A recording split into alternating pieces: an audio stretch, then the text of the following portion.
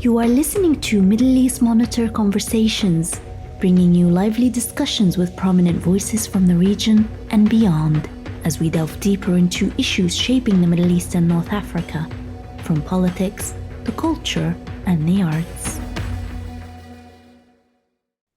Dear esteemed Middle East Monitor guests and audiences, thank you so much for your time. Today, I'm honored to host highly esteemed guests to beautifully enlighten our audience on the La Convivencia, religious tolerance, the term coming from Cordoba, Al-Andalusia period.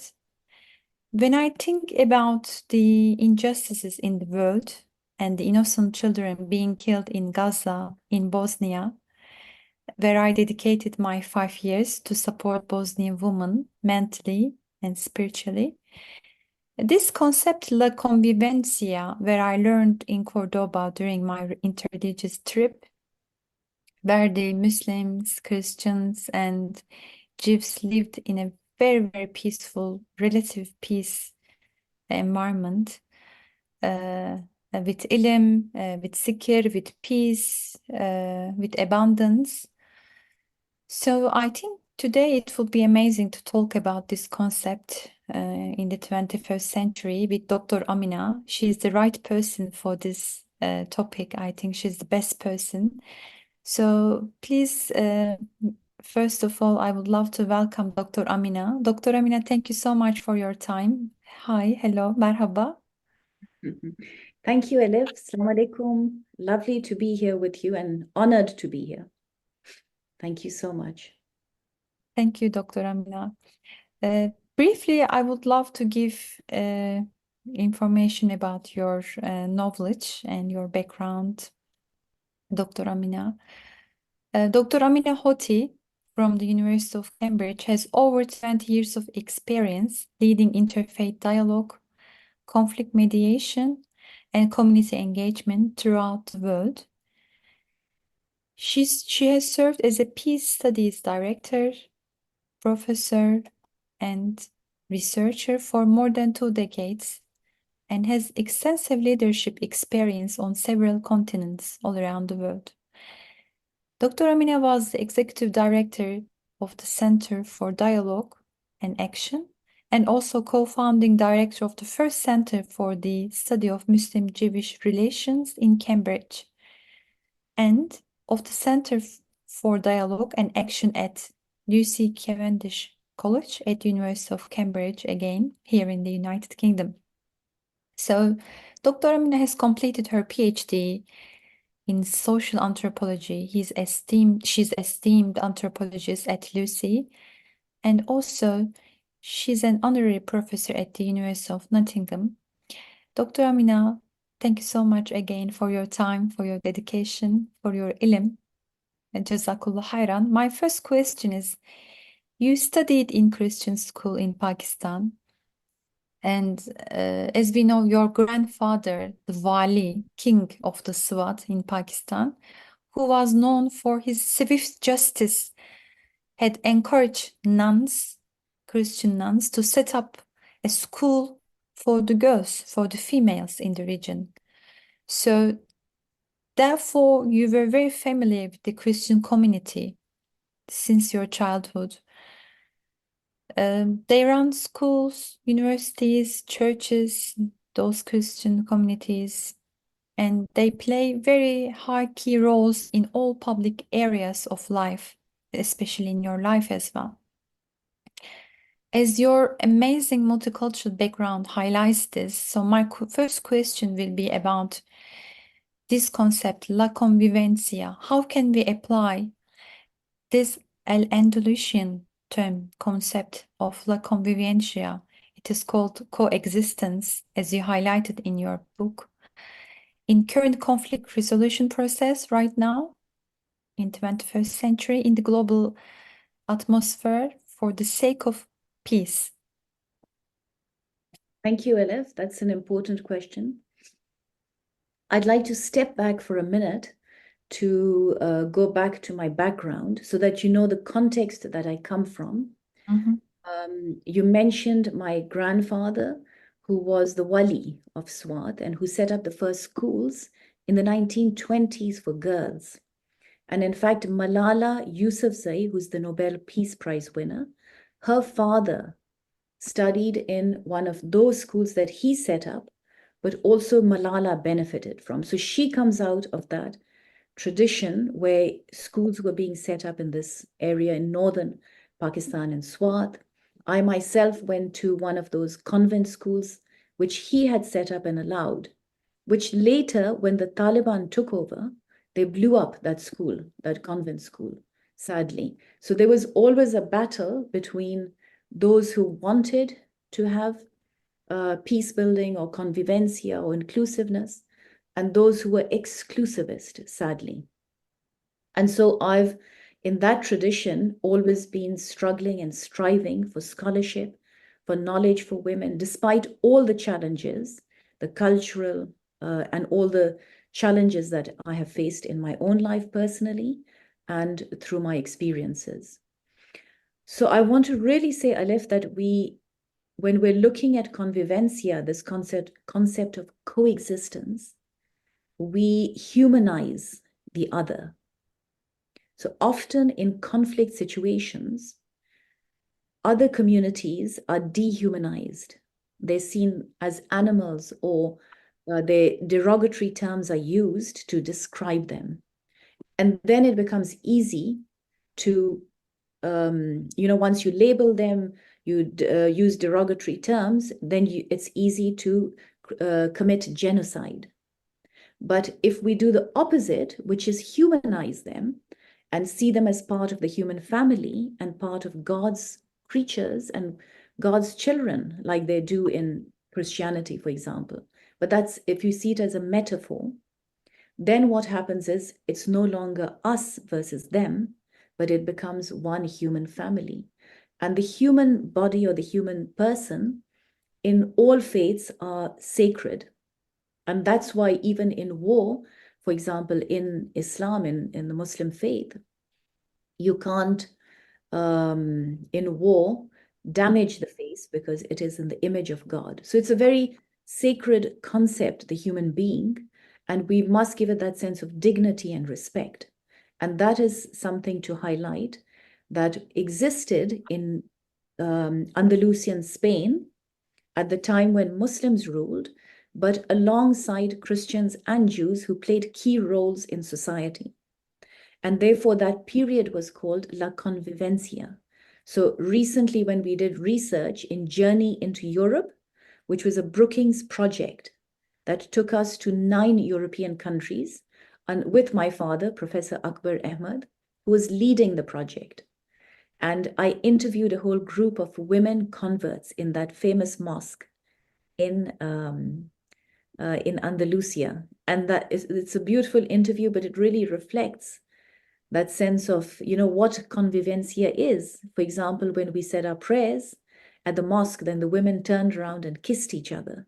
And I haven't seen that before in any other mosque, but it was a very warm feeling, which reflected that period of coexistence, where we had different communities living side by side, but sharing knowledge, learning from each other, walking together, traveling together, living in a community as one. So that concept of love is so important, it's so healing, as opposed to hate. Hate is very toxic, it's very destructive, and hate then eventually leads to genocide and to awful things that one themselves regrets. So it's not just the receiver, it's not just the people who are receiving at the receiving end, but the perpetrators will also regret this hate because it eventually comes back. So recently when I engaged with the United Nations Office on Genocide Prevention and the responsibility to protect, their whole theme and concept was looking at how dangerous hate is and what role it played in genocide. And this was a project that I did with about 200 universities from South Asia, from Pakistan, who plugged into this conference.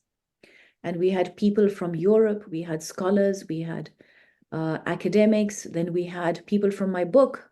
We had the Baha'i come in, we had a Parsi come in, we had a Hindu expert come in, we had a Buddhist expert come in, and a Sikh. So it became a great diversity of voices in terms of what they saw as important, the important challenges, and what we need in order to heal our world. Because if we only stay with hate, we see Srebrenica, we see the Holocaust, we see horrible stories that we did in Dachau and all these horrible concentration camps. So we see all the negativity. But if through knowledge and through this interfaith work and through scholarship, through the social sciences, through spirituality, the concept of Rahma, Rahman and Rahim, if through all these beautiful concepts and through education in schools and universities, with policymakers, we encourage the peace building, then we see the opposite. We see la convivencia, as we did in Spain. And then we saw another concept of la benevolencia in Bosnia. When there was war, there were communities reaching out to each other and helping each other and protecting each other from persecution, from being killed. And I think that's a beautiful example. We need much more of that than the other example of hate, because hate is, again, very dangerous, very toxic for our world. And we see it right now in different pockets of the world. And sadly, the Muslims are at the receiving end. But the problem with hate is that it is like fire. Fire doesn't stop to one room. It burns the whole house down. And this world is like a house. We've got a house with different communities. We've got different ethnicities. We've got people of different cultures or genders. But we have to learn to live together. And that's my message, to learn to live together in peace and with mutual respect and understanding.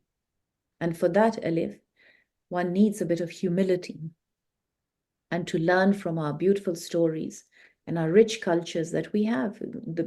All these cultures come with rich histories. So we really have to open up that mindset to have the humility to learn. Mhm. Yeah, thank you so much for your answer. That's amazing. So, as you highlighted, interfaith in a very intellectual way, um, I would love to ask this question, first of all, by giving background with your PhD. After your PhD, you set up an interfaith center at your college in Cambridge. So, the Society for Dialogue and Action, it is the name for your center, where you took people, all faiths, to the churches, mosques, and other religious places. So, can you please give more background about this Interfaith Center, and what is the important role of interfaith peacemakers in the times of war in Gaza, in Syria, in Rwanda, Dr. Amineh? Thank you, Alif. This question, Alif, has really puzzled me and bothered me, especially in this time when there's so much happening in the world and there's so many pockets of war, of genocide, of a terrible situation where little kids are being slaughtered. And also, it's a very difficult time right now. And I keep asking myself, because I've been engaged in interfaith leadership, scholarship for a few decades now across the world. And I keep asking myself, where are the interfaith voices? A lot of people are quiet, a lot of people are withdrawn. And I do feel that, we have fancy conferences, interfaith conferences, we have discussions, we have cups of tea. But really, you need to step up at times of need when humanity needs this understanding. Feed the poor, help the people who are under persecution, and help bridge the gap. Because often what happens in times of war is that communities divide. So you become black and white. You have two groups. The world divides into two very black and white groups, and they split into one camp or the other.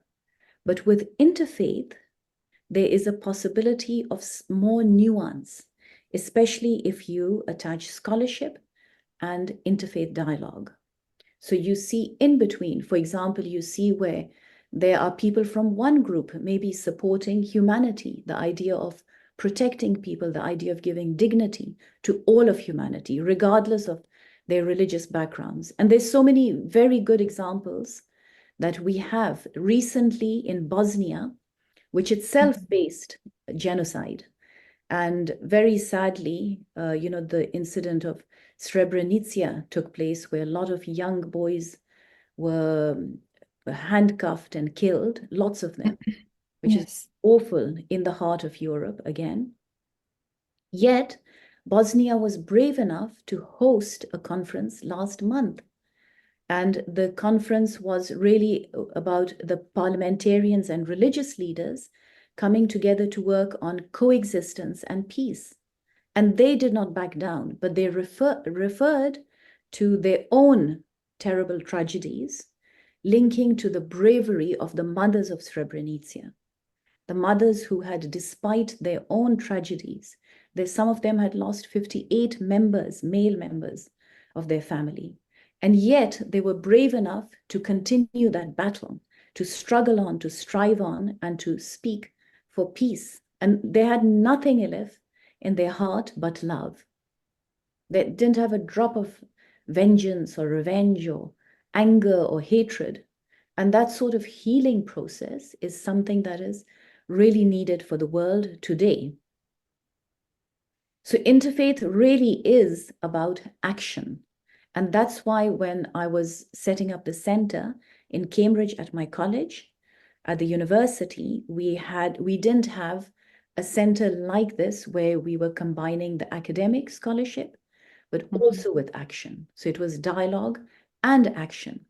And in fact, the first person who gave me some funding for this project said, you scholars talk too much. We want a bit of action. So so I said, okay, great, I will. That's my work. I'm an activist. I would love to combine scholarship with the concept of action. So yes, Elif, very good question. Where are the interfaith scholars? And are they speaking up? Are they helping heal the world? Because remember, both the Muslim community and the Jewish community are part of the same Abrahamic family. And we don't want people in one group or the other. We want people bringing them together. They say in our tradition, it's sawab, or it's healing, or it's a brownie point. If you hold the hand of two brothers or two cousins who are fighting, you hold their hand and you join them together in friendship. That's a very healing process. It's a beautiful process. So interfaith scholars can possibly play that role. And I would love to see more of that rather than backing up and canceling conferences, as happened in a few cases. Mm-hmm. Honorable Dr. Amineh, you are such a role model for me and for other ladies all around the world in terms of, flexibility, sisterhood, soul sisterhood, and also supporting, other sisters. Before asking a special question about your amazing book, I would be very happy to briefly mention about your life story, about your health. You're a beautiful mother, and I know a couple of years ago you have been diagnosed with cancer.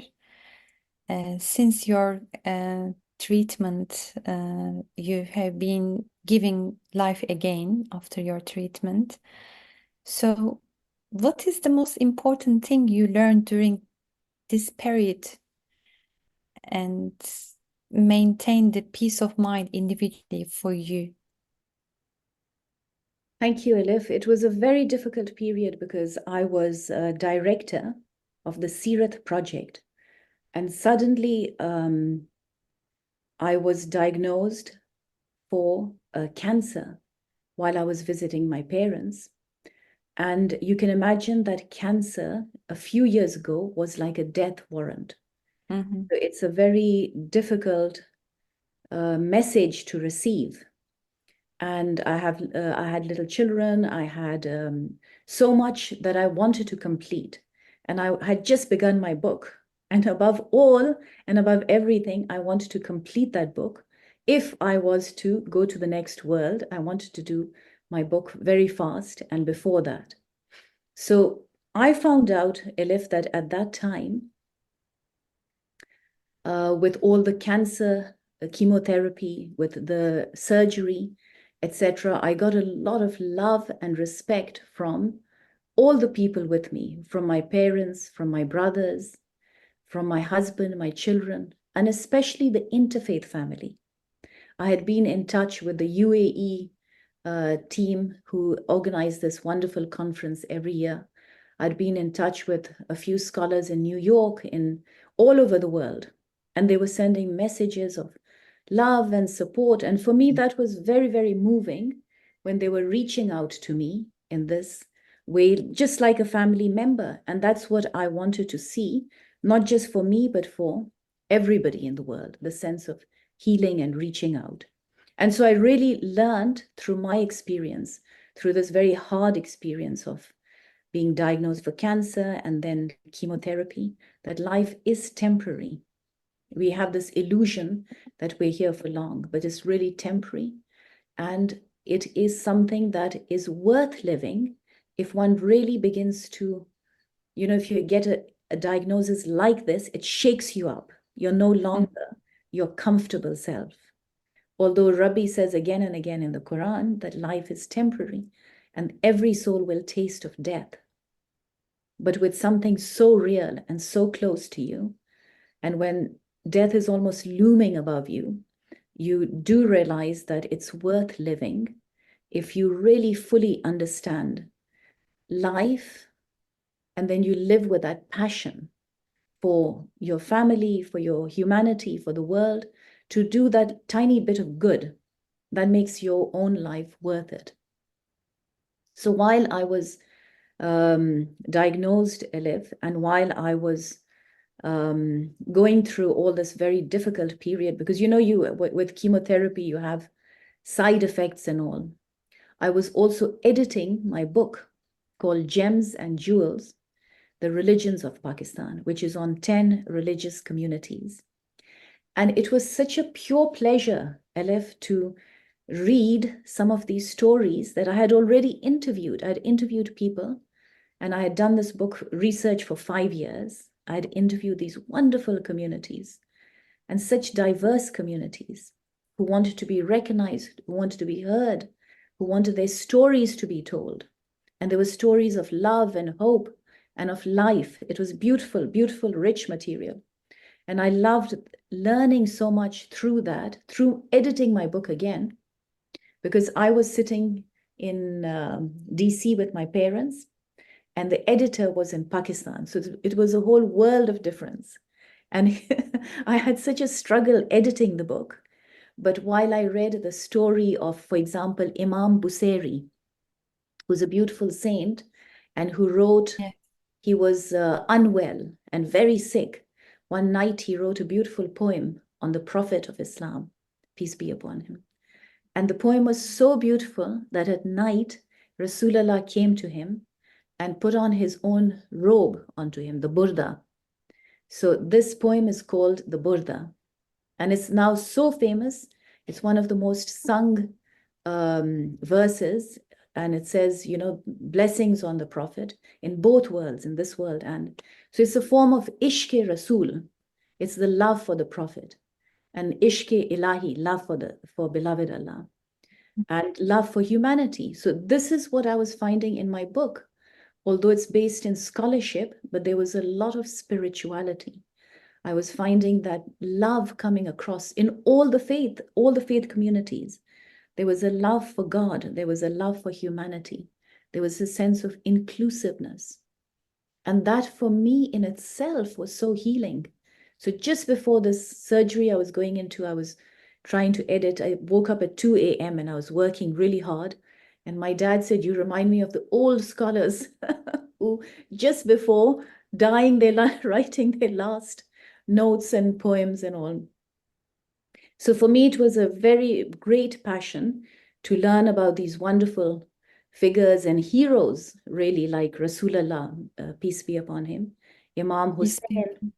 There's Buddha, who I learned about, beautiful life story. Again, he goes away from the hustle, just like our prophet did, as did Zarathustra, from the Parsi faith. So there's beautiful stories again. There's Baba Guru Nanak, there's about Jesus, there's the Hindu faith. So there's a lot of richness in the world and in our faith communities.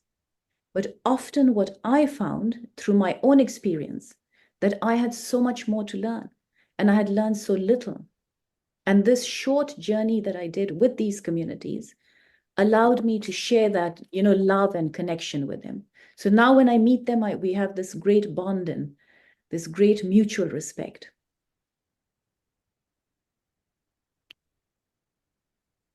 Dr. Amineh, in 2022, I was humbled to be invited to your speech on your masterpiece book, Gems and Jewels, to the Turkish Cultural Center Yunus Emre Institute.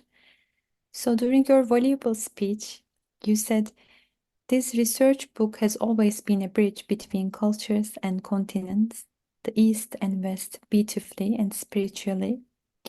So what is the chemistry of your book to build peace across the world, not only in Pakistan, but globally, for global abundance and global peace all around the world?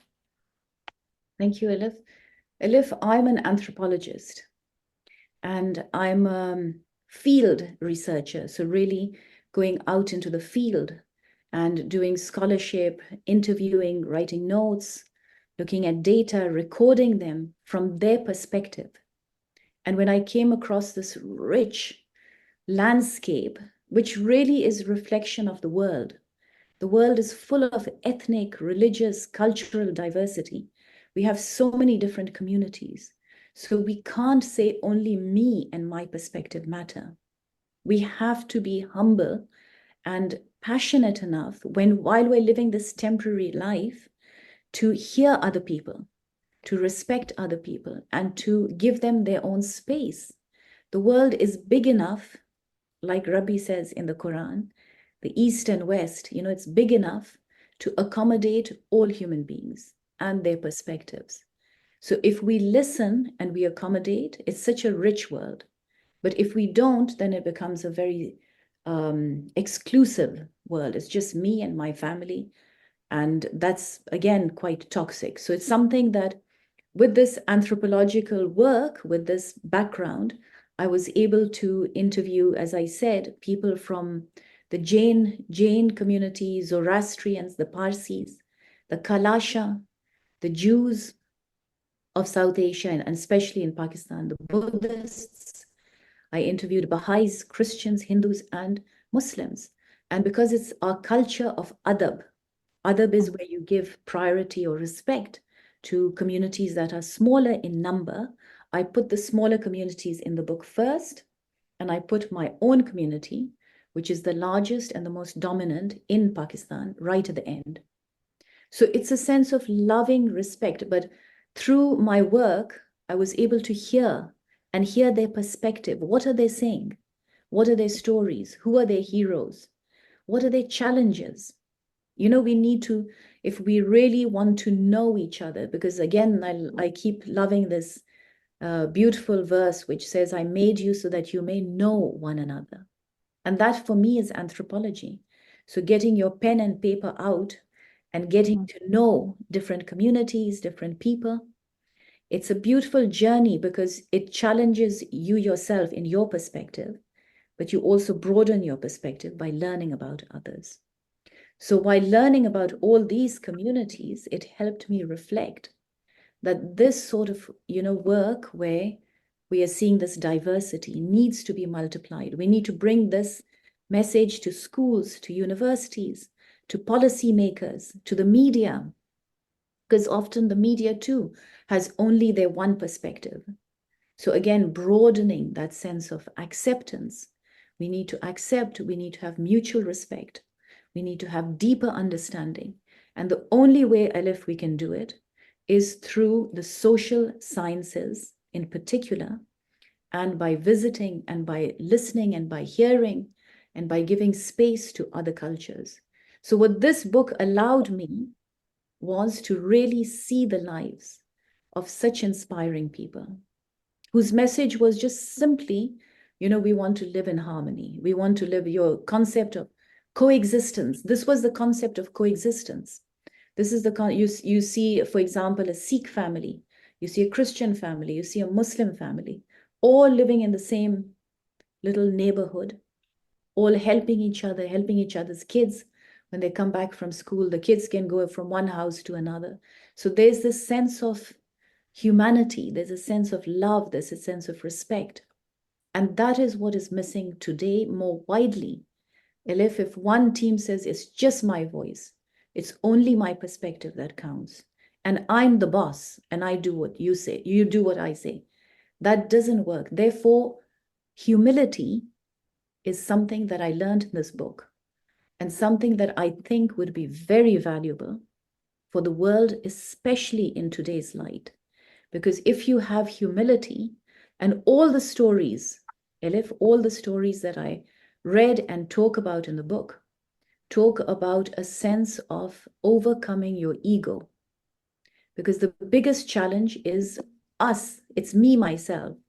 The first challenge is to battle within myself, all the negativity that I have, and then go help others. But we don't point a finger to others and then say, no, I'm going to just protect my own insecurity. So this book was in that sense very beautiful. It was very healing for me personally. And I do think it has a message for humanity. In fact, Elif, many years, I think it was during that time of doing my chemotherapy that I had a dream. And I saw that I was in this beautiful garden. It was really beautifully manicured. And there was beautiful flowers, and the garden was really very beautiful. And I enter, and there are these people who run towards me and hug me. And they're people of different faiths. They're Christians, Jews, Muslims, Hindus, all of them, and they hug me. And I'm like a mother to them. And I hug them and embrace them like this. So it was a very comforting feeling, very healing feeling to be motherly. And that word of Rahma, because that word Rahman and Rahim comes from the mother's womb. So women have a lot to offer to interfaith, to leadership, to dialogue, because they have that greater empathy. And so that there's a lot to offer and to learn from, including not just religious, ethnic communities, but also women in the equation of interfaith and the wider dialogue. So I really appreciate your role, Elif, in what you do and in your role in this. Dr. Amineh, thank you so much for your intellectual harmony and spiritual also informations and knowledge and ilm. Thank you so much. Today you enlighten us. I'm really, really honored for your dedication, for your time. So, dear audiences, today we hosted Dr. Amineh. Thank you so much for your time. Our webpage, Middle East Monitor's webpage, generously and kindly will welcome you if you want to watch and rewatch this interview, spiritual interview again. Thank you so much. This was Middle East Monitor Conversations, brought to you by the Middle East Monitor in London.